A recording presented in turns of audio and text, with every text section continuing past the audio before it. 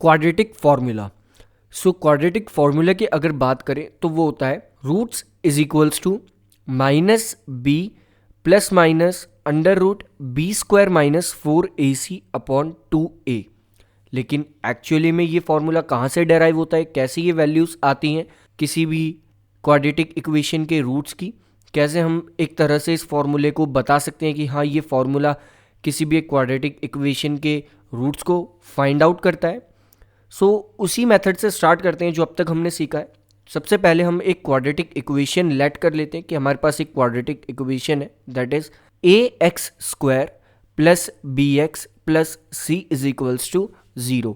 Is equals to 0 का मतलब है कि हाँ इस क्वाड्रेटिक इक्वेशंस के कुछ रूट्स हैं वो हमें फाइंड आउट करने हैं। सो फर्स्ट स्टेप से स्टार्ट करते हैं। सबसे पहले जो हमारे पास एक्स स्क्वायर के साथ एक कांस्टेंट टर्म होती है, हम पूरी इक्वेशन को उससे ही डिवाइड करते हैं ताकि एक्स स्क्वायर अकेला रह जाए, उसके साथ और कुछ ना आए। तो यहाँ पे ये हो जाएगा। अब हमारी इक्वेशन कुछ इस तरह से हमें दिखाई देगी, like x square plus b upon a multiplied by x plus c upon a, क्योंकि हमने पूरी इक्वेशन को ए से डिवाइड कर दिया। सो अब ये हमारी इक्वेशन हो चुकी है इज इक्वल्स टू 0। नेक्स्ट इसके बाद हम एक स्क्वायर ड्रॉ करते हैं कुछ इस तरह से, जिसकी साइड्स होंगी x, और एक और रेक्टेंगल ड्रॉ करते हैं जिसकी एक साइड होगी b अपॉन a और दूसरी साइड होगी x। इसके बाद हम b अपॉन a को दो पार्ट में डिवाइड कर देंगे। तो ये जब दो पार्ट में डिवाइड हो जाएगा तो ये बनेगा b अपॉन 2a, और बाकी आधा पार्ट भी होगा b अपॉन 2a वाली साइड, प्लस यहाँ पे एक और साइड है दैट इज x, उसे हमने दो पार्ट में डिवाइड नहीं किया।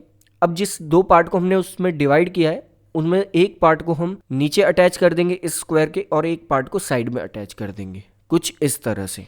सो अब भी हमारा ये स्क्वायर कंप्लीट नहीं हुआ, लेकिन जो हमारे पास गिवन क्वाड्रेटिक इक्वेशन थी उसे हम कुछ इस तरह से लिख पाएंगे, like x square plus b upon 2a x plus b upon 2a x plus c upon a is equals to 0। Next हमने देखा था कि जो हमारे पास ये कांस्टेंट टर्म आती है b अपॉन 2a वाली, जो बीच वाली टर्म की जो कांस्टेंट टर्म होती है, इसे हम दो बार मल्टीप्लाई कर लेते हैं, और बैलेंस करने के लिए एक बार नेगेटिव इसका स्क्वायर ले लेते हैं, एक बार इसका पॉजिटिव स्क्वायर ले लेते हैं। तो ये कुछ इस तरह से हो जाएगी, लाइक b अपॉन 2a का square minus b upon 2a का स्क्वायर, ताकि हमारी इक्वेशन बैलेंस रहे। और हमारी इक्वेशन हम कुछ इस तरह से लिखेंगे, like x square plus 2 multiplied by b upon 2a x plus b upon 2a का whole square minus b upon 2a का whole square plus c upon a। इसके बाद हम ये देख सकते हैं कि जो हमारी लेफ्ट वाली यानी कि जो पूरी इक्वेशन है इसमें माइनस b अपॉन 2a का होल स्क्वायर वाली जो टर्म है उसके जो लेफ्ट साइड में पूरी टर्म है, यहाँ एक आइडेंटिटी बन रही है, that is a plus b का होल स्क्वायर वाली आइडेंटिटी, जिसमें a प्लस बी का होल स्क्वायर होता है a square plus b square plus 2ab के इक्वल। यहाँ पे a है x, एक तरह से b यहाँ पे है b अपॉन 2a। सो हमारी इक्वेशन अब चेंज हो जाएगी थोड़ी सी, like x plus b upon 2a का होल स्क्वायर माइनस, अब हम यहाँ एक ब्रैकेट लगा देंगे, नेक्स्ट b अपॉन 2a का whole square minus c upon a। अब यहाँ पे माइनस क्यों आ चुका है, पहले तो हमने ऊपर तो देखा था कि c अपॉन a के आगे प्लस था, यहाँ माइनस आ चुका है। हमने बस एक ब्रैकेट लगा दिया है जिसकी वजह से जब ये minus c upon A bracket से बाहर निकलेगा तो ये अपनी ओरिजिनल फॉर्म में आ जाएगा, दैट इज सी अपॉन ए। सो अब हमारे पास एक साइड तो इधर ये आ चुका है x plus b upon 2a का होल स्क्वायर, और दूसरी side minus b upon 2a का whole square minus c upon a.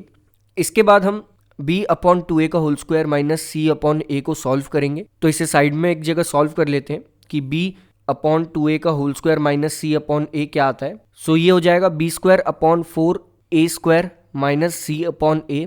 इसके बाद हम एलसीएम ले लेंगे 4a स्क्वायर को, तो टर्म्स जो ऊपर आएंगी वो आ जाएंगे b square minus 4ac upon 4a square. इसके बाद हमें a square minus b square की तरह इसे कन्वर्ट करना है, तो हमें पूरी इक्वेशन को रूट करना होगा, फिर हमें इसका स्क्वायर पुट कर देना है बाहर।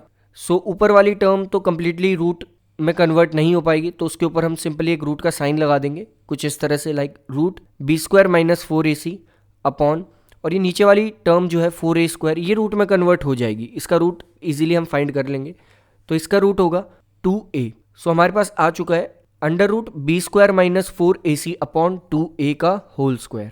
अब हम इसे अपनी प्रीवियस इक्वेशन में पुट कर देंगे तो हमारी इक्वेशन हो जाएगी x plus b upon 2a का whole square minus under root b square minus 4ac upon 2a का होल स्क्वायर। सो यहाँ पे हम देख सकते हैं हमारी इक्वेशन बन चुकी है a square minus b square वाली आइडेंटिटी के अकॉर्डिंग। तो यहाँ पे a हो जाएगा x plus b upon 2a and b हो जाएगा यहाँ पे under root b square minus 4ac upon 2a। So अब हम इस आइडेंटिटी के अकॉर्डिंग इसे सॉल्व करते हैं तो हमारी इक्वेशन होगी x plus b upon 2a minus under root b square minus 4ac upon 2a multiplied by x plus b upon 2a plus under root b square minus 4ac upon 2a is equals to 0। अब हम दोनों जो हमारे पास factors आए हैं दोनों को एक तरह से हम 0 के इक्वल पुट कर देंगे। तो फर्स्ट हमारे पास आएगा x plus b upon 2a minus b square minus 4ac upon 2a is equals to 0। अब हम एक साइड x को रख देंगे, बाकी सभी कांस्टेंट टर्म्स को हम राइट साइड शिफ्ट कर देंगे तो ये बन जाएगी x is equals to minus b upon 2a plus under root b square minus 4ac upon 2a। तो 2a को हम एक कॉमन एलसीएम मान लेंगे तो ये इक्वेशन हो जाएगी minus b plus under root b square minus 4ac whole upon 2a। तो एक रूट तो हमारे पास ये आ चुका है, दूसरा रूट भी हम देख लेते हैं। तो दूसरा रूट हो जाएगा हमारे पास x plus b upon 2a plus under root b square minus 4ac upon 2a is equals to 0। Next step में हम कांस्टेंट टर्म्स को राइट साइड शिफ्ट कर देंगे तो हमारी वैल्यू कुछ इस तरह से होगी x की। तो x हो जाएगा x is equals to minus b upon 2a minus under root b square minus 4ac upon 2a। अब हम यहाँ से 2a को एलसीएम ले लेंगे तो वो रूट आ जाएगा minus b minus under root b square minus 4ac upon 2a। So हमने देखा हमारे पास दो रूट्स आए हैं, एक में तो ऊपर पॉजिटिव का साइन है नीचे नेगेटिव का साइन है। सो हम इसे एक ही जगह एक रूट लिख देंगे दैट इज x का वो रूट होता है क्वाड्रेटिक इक्वेशन अगर हमें गिवन है उसका वो रूट होता है equals to minus b plus minus under root b square minus 4ac upon 2a के इक्वल। और इसे हम तभी सीख पाएंगे जब हम प्रीवियस के कुछ एग्जाम्पल्स करें और कंप्लीटिंग द स्क्वायर वाले मेथड को बहुत अच्छे से समझें तो हम इसे बहुत इजीली सीख पाएंगे कि कैसे ये रूट इक्वल आता है। तो अब हमें कोई भी क्वाड्रेटिक इक्वेशन गिवन होगी तो उसमें हमें a b और c फाइंड आउट करना है और a b और c की वैल्यू डायरेक्टली हम पुट कर देनी है जिससे इजीली हमारा रूट कैलकुलेट हो जाए। अब मोस्ट इंपॉर्टेंट चीज़ यहाँ पर यह है कि अगर बी स्क्वायर माइनस 4ac 0 या 0 से बड़ा आता है तो रियल रूट्स होंगे, अदरवाइज अगर बी स्क्वायर माइनस 4ac 0 से छोटा आता है तो वहाँ पे कोई रियल रूट्स नहीं होंगे और we can say there will be no real roots. और इस चीज़ को हमने अपने प्रीवियस एग्जाम्पल में भी देखा था दैट इज एग्जाम्पल नंबर 9 कि एक्चुअली में वहाँ पे b square minus 4ac minus 71 upon 16 के इक्वल आ रहा था और वी कैन से हम वहाँ आइडेंटिटी फॉर्म नहीं कर पा रहे थे।